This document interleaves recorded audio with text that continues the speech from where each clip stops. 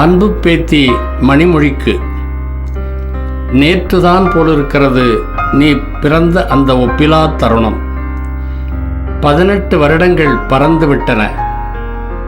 இதோ இன்று கல்லூரி வாழ்க்கைக்கு தயாராகி எங்களை விட்டு பிரிந்து தொலைதூர நகரத்தில் விடுதி வாசம் செய்கிறாய். எப்போதும் உன் நினைவுகளுடன், இங்கே நீ வீட்டில் விட்டு சென்றிருக்கும் அடையாளங்களுடனும் பிரியங்கள் நிறைத்த வாசங்களுடனும் எங்கள் பொழுதுகள் கழிகின்றன.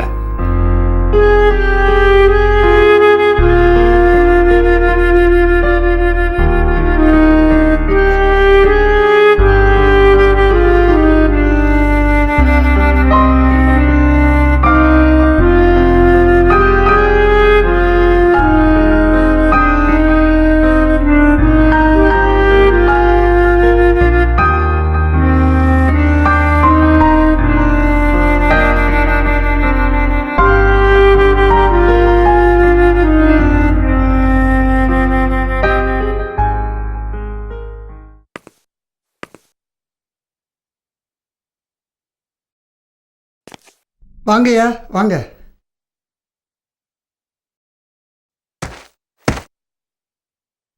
ஊருக்கு எந்த லெட்டரும் இன்னைக்கு வரலங்கய்யா.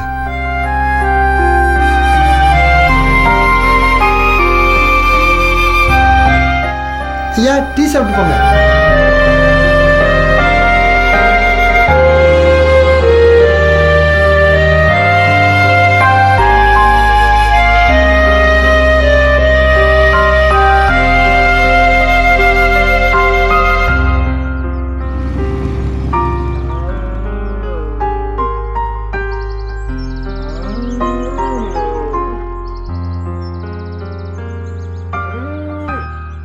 யாருங்க அந்த பெரியவர்?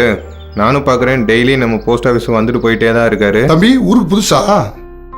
இவர் பேர் ராசு, நம்ம ஊரோட பழைய போஸ்ட் வேணும். எங்கப்பா முன்ன மாதிரி லெட்ரு வருது.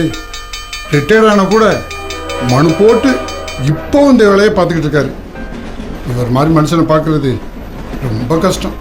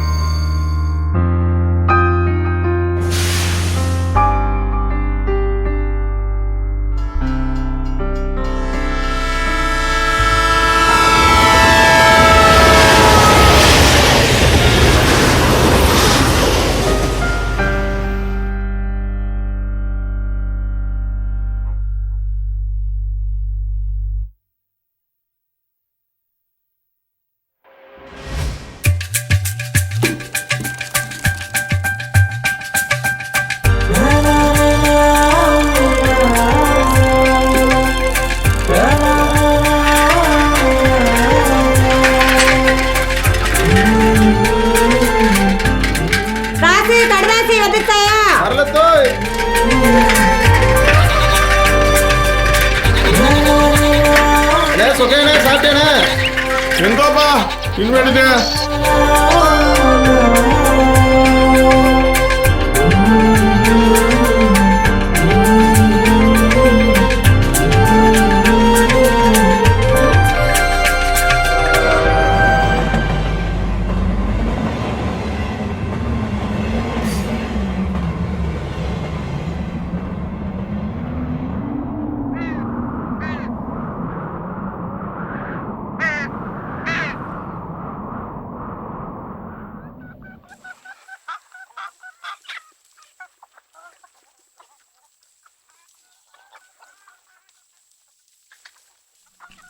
பா, உங்க பேத்தி உங்ககிட்ட பேசணும்னு சொல்றா, பேசுங்கப்பா.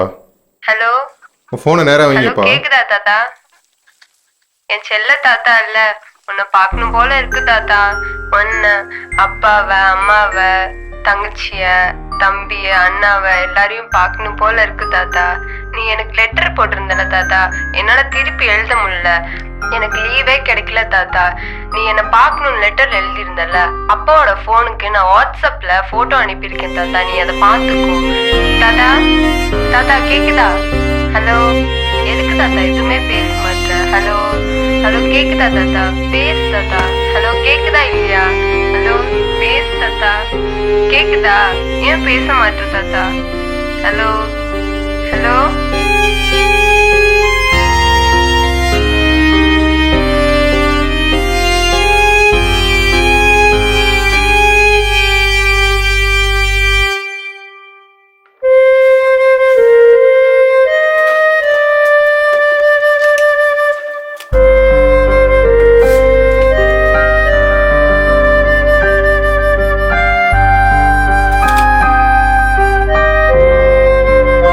காலப்பெருவெளியில் கடந்து போன 40 ஆண்டுகளில் மக்களின் இன்ப துன்பங்களை உள்ளார்ந்த அன்பை காகித வடிவில் சுமந்து சென்ற கடைசி தலைமுறை என்ற உணர்வோடு இந்த கடிதத்தை எழுதுகின்றேன். மத்திய அரசு பணியென முண்டியடித்து மூச்சிறைக்க ஓடி எனது வாழ்வை அர்ப்பணித்துக் கொண்டதெல்லாம் தபால் தலைகளை கட்டும் சாக்குப்பைகளும் சீல் வைக்கும் அரக்குகளும் அச்சுக்களும் இவைகள்தான் என் வாழ்வியல் அடையாளங்கள். இன்று நினைத்தாலும் அந்த நினைவுகள் என்னுள் பசுமையாய் நிழலாடுகின்றன. அன்பையும் அக்கறையையும் நேசத்தையும் விசாரிப்பையும் சுமந்து வந்த கடிதங்களை காற்றில் பறக்க விடாமல் கூரைகளில் சுருகி பாதுகாத்த ஜனங்களை அருகில் இருந்து பார்த்து பார்த்து பரவசமடைந்திருக்கிறேன். வெளிமாநிலம் சென்ற கணவனிடமிருந்து வரும் கடிதத்தை பெறுகின்ற மனைவியின் எதிர்பார்ப்பையும் நெஞ்சமுண்டு நெஞ்சமுண்டு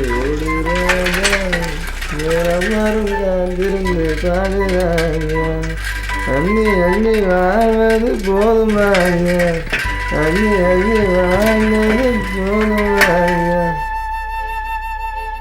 கடுதாசி வந்திருக்கானே? வந்திருக்குமா? இந்தா படிச்சு சொல்லுங்கண்ணே. நீ எப்படிமா இருக்க? அம்மா அப்பா எப்படி இருக்காங்க? நம்ம பசங்களாம் எப்படி இருக்காங்க? இந்த மாதம் சம்பளம் கொஞ்சம் லேட் ஆயிடுச்சுமா. அடுத்த மாதம் வரதா வேற சொல்லியிருக்காருமா. வேற எதுவும் சொல்லலத்தா. வரவா? கடுதாசி தாங்கண்ணே. பத்திரமா வச்சுக்கத்தா, வரேன். சரி.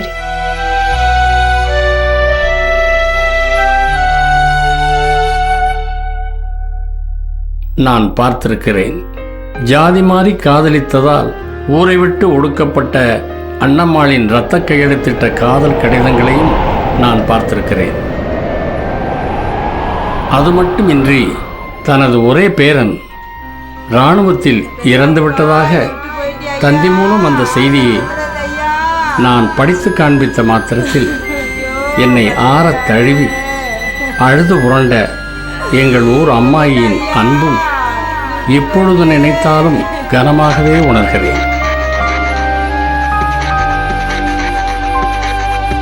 தபால் அலுவலகம் எங்கு இருக்கின்றது என அறிந்து கொள்ள விரும்பாத தொழில்நுட்ப ஊடக வளர்ச்சி இன்று பெருகி போய்விட்டது.